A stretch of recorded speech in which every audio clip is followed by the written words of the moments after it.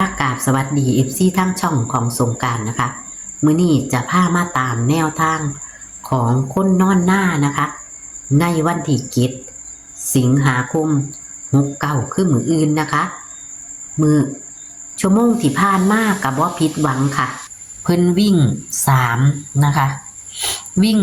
3กับ5แต่เพิ่นให้เน้น3ก็มา3 4แล้วก็กอดข้อกันมาอีกพี่น้องเพิ่นกลับคืนมาแล้วค่ะมื้อคืนกับเข่า2นะคะมื้อนี้เน้นที่3กอดข้อกันมา3 4ค่ะพี่น้องอย่าเผลออย่าพลาดเด้อค่ะขอขอบคุณทุกการรับชมนะคะขอให้กดไลค์กดแชร์ให้กับคนนอนหน้าและก็ช่องของสงกรานต์เหมือนเดิมค่ะมื้ออื่นวันที่7สิงหาคม69เพิ่นจะให้เป็นตัวใดเฮาไปรับชมรับฟังกันได้เลยค่ะสวัสดีค่ะมื้อนี้เป็นวัดมื้อนี้ค่ะสวัสดีค่ะมันมาทำการเก่าแล้วเลขดังมันนั่นตัวเก่งมัน3 4 5ออกทำการผมให้3ตัวเดียวนะ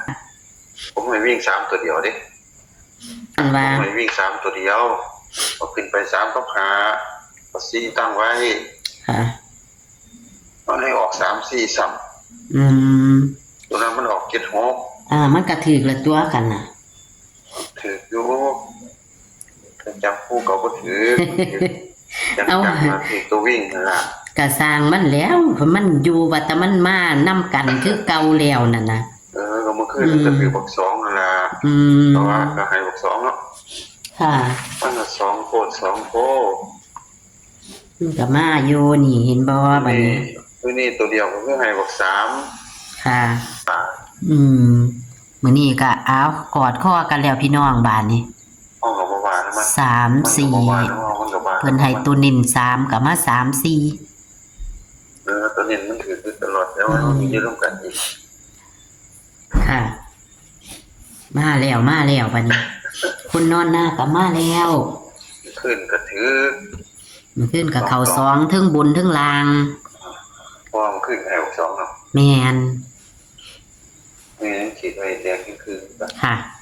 ขีดไว้อยู่ขีดไว้แต้มไว้อยู่จังสิเข้าบ่เข้าไปเพิ่นจับเอา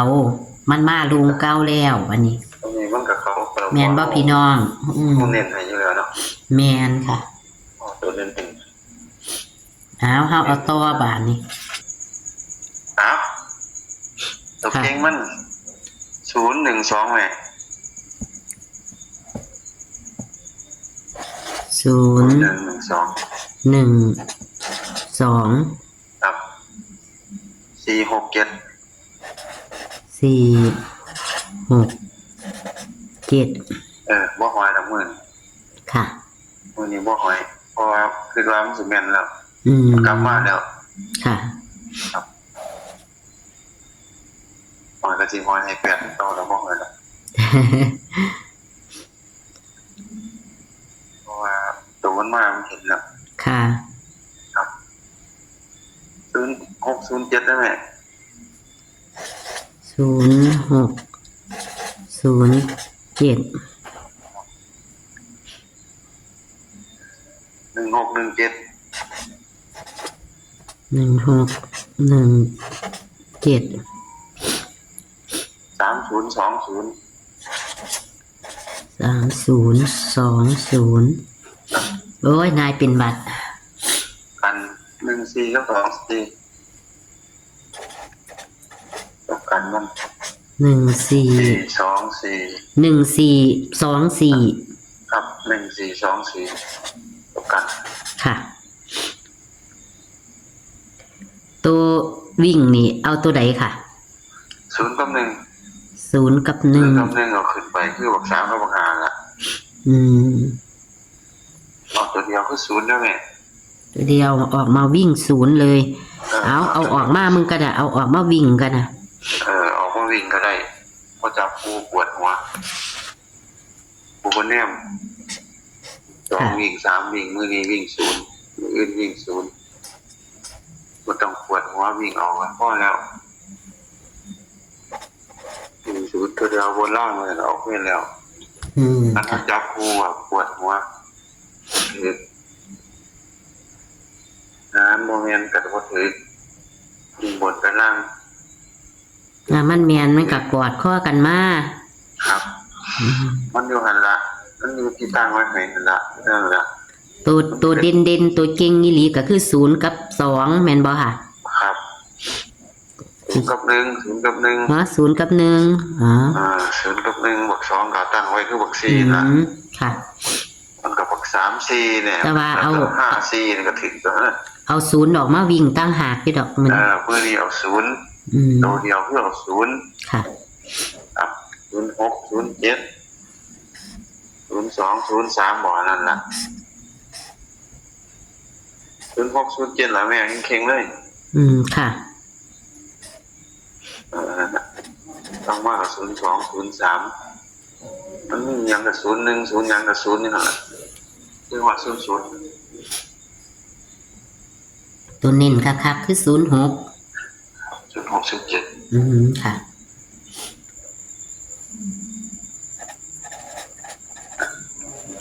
ผมสิเห็นถือว่าผมก็ยังบ่ที่รับเสียน้อย ค่ะทางเทียก็คือกันนั่นละทางเทียกับเขาตัวนิ่นอยู่ดิล่ะ เทียกับเขา แนม เห็นก็ได้ทันเทียกับเซยประวันนั้นมีกันนะ มันก็บ่มีผู้ฮู้จักคนเนาะ มาเอาตัวอื่นมารับรองมันแม่ตัวนี้เราก็ดูกันเนาะกันธรรมดาแม่เอ้ย ค่ะ เดาถือกับแม่น ใกล้แล้วเดาถือ ปักเก่งเอามันบ่พลาดออกตัดมันพลาด2เที่ยแล้ว พลาด2เทียมก็กลับมา มันบ่มีเที่ย3หรอกมันก็ติดอยู่นั่นน่ะ ก็คือเซียนบาอยู่ดิล่ะเนาะมันบ่มีเทีย3มันก็เลยมามันขึ้นก็เลยมา2 มีอะไรมันแล้วว่าเป็นรอยว่าต้องบอกแม่ว่าบาง ค่ะ ที่ตะบักครูตัวเฮาหาอย่างเห็นมากนั่นล่ะ012ล่ะอื่นๆที่ดังๆก็มี012นั่นน่ะ ค่ะ แล้วมันจะไปครูก็บางอย่างล่ะยกเน้นในบัก0 ค่ะ นั่นล่ะครับมันได้แม่เด้อ ค่ะ ครับขอบคุณครับ ค่ะ สวัสดีค่ะ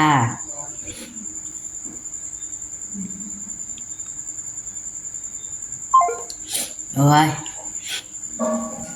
บ่อยากเบาหลายดอกพี่น้องเอ้ย เป็นหวัด ฝนตกคักตกแน่หมู่บ้านเนี่ย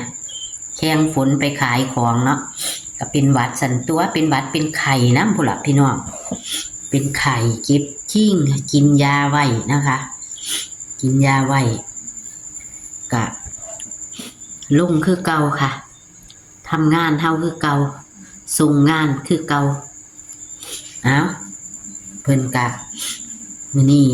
เพิ่นกะสิดีอกดีใจดอกเสี้ยนเพิ่นเนาะค่ะ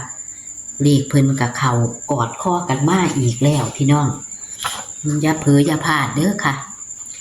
นี่ล่ะเพิ่นว่าบ่หลุดพ่อ3 งวดแมนอีหลีพี่น้องหลุด2 งวดก็มาลืมเข้าแต่หมู่บ้านนี่หมู่บ้านก็คือเลขวิ่งเพิ่นถ้าหลุดมันก็เข้าบนเข้าล่างเนาะเพราะว่ามันมา2 ก็เลยเป็นเข้าบนเข้าล่างเอากะเบิ่งแนมเบิ่งเอาค่ะบัดนี้ใส่วิจารณญาณในการรับชมเอามื้อนี้เพิ่นให้3เพิ่นเน้นที่3นะคะแต่ว่าตัวเด่นของเพิ่นจะมี3มี4มี5นะคะเพิ่นก็จับคู่ให้บ่เข้าแต่ว่ามันกอดข้อกันมากค่ะตัวเด่นเลยค่ะตัวเด่นของเพิ่นกอดข้อกันมาเลยค่ะพี่น้องเบิ่งค่ะ3 4อยู่หลอกกันเลยกอดข้อกันมาไล่หนีเลยแต่จับคู่เพิ่นบ่เข้าเด้อค่ะ3 4กอดข้อกันมาไล่น้องนอนไล่เลี่ยงไปเห็นบ่ค่ะพี่น้องระวังเด้อค่ะมื้อนี้เพิ่นให้0 กับ 1เด้อค่ะ0 กับ 1เป็นตัวเก่งตัว2ก็เก่งคือกันพี่น้องแต่เพิ่นให้เน้นวิ่งเอา0ออกมาวิ่งเลยมื้อนี้ ให้วิ่ง0มื้อคืนหรือว่าชั่วโมงที่ผ่านมาก็วิ่ง3นะคะแต่แอดบ่ได้เขียนออกมาแบบนี้นะนี่ค่ะแคปหน้าจอค่ะเน้นๆคือ06เด้อค่ะเน้นๆคือ0607นะคะเน้นๆมัก3020กระจัดเด้อค่ะพี่น้องค่ะ